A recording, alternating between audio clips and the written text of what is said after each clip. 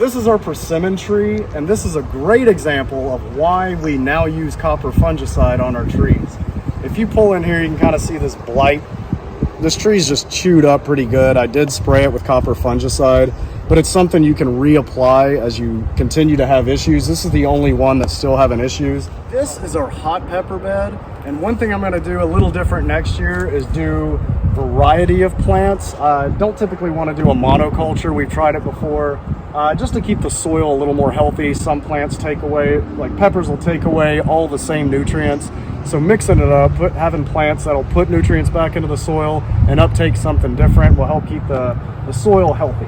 And these are our Thai chilies. Every year we have great success with these. These things just explode everywhere.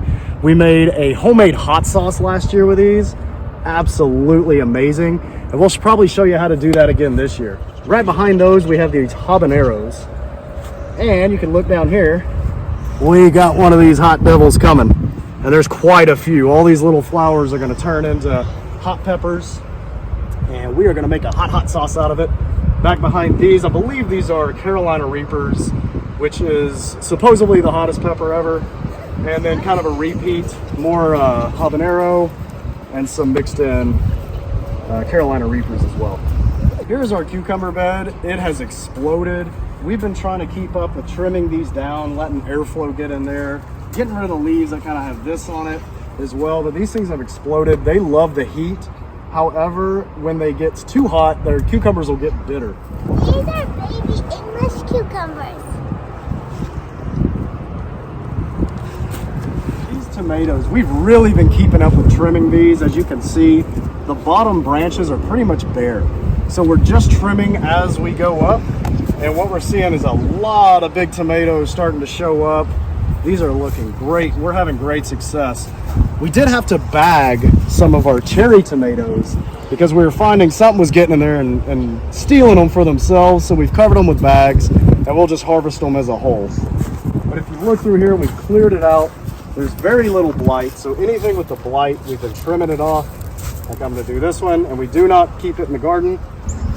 This is our tomato. We're going to pull it off just like this. There you go. Oh.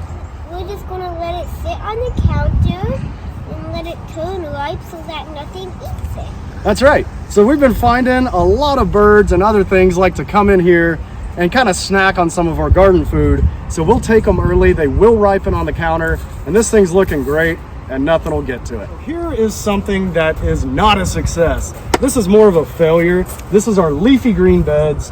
And what happened, and we knew this going in, it's gonna get too hot for the leafy greens. And we're just gonna let the bugs chew these all to pieces like they've done. I believe these are the army worms, and here's one right here. This is what's killing these plants.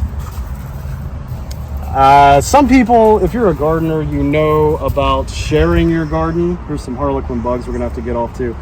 About sharing your garden. It took me a while to get into sharing my garden, but what this will do is it gives them a place to eat and it keeps them off of everything else, hopefully.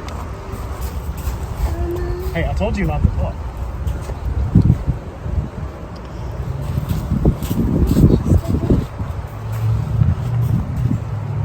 This is our bell pepper bed with a 2-year-old Swiss chard that keeps reproducing, so we're going to keep it here, as well as a rosemary that loves it and has been going for about 2 years now.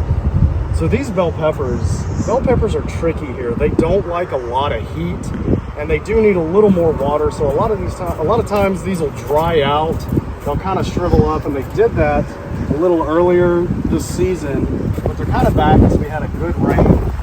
And one thing we did when we planted these is we pinched the tops off of the plant, and what we had read is that it'll bush out your bell peppers and produce more. So we did that and we won with that strategy. We had bell peppers all throughout here, looking good. They're ripening on the vine. It looks like we're gonna get quite a few of them.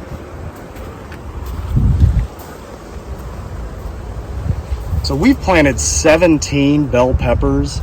These you can put pretty close together and it actually will help stabilize them as they kind of get tall and a little leggy sometimes and they can fall over. So putting them close together, bunching them up, keeps them all standing upright.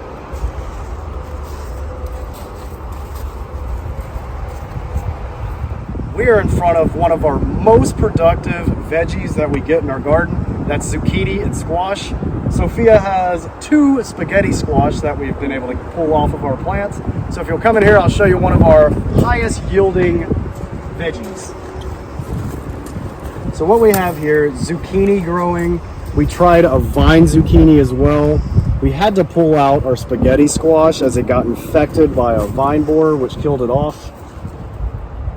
But everything else is booming. We're getting multiple zucchini off of singular plants, and it's really just a good plant to put in your garden if you're in a hot area.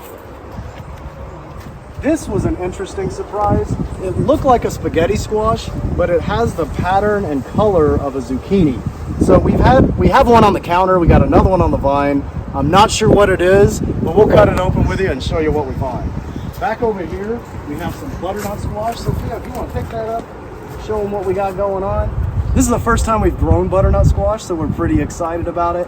We got about 3 of them right now, and we've been finding a lot of squash bugs on this one, so it's important that you get in here every day and look for those guys and get them out of your garden.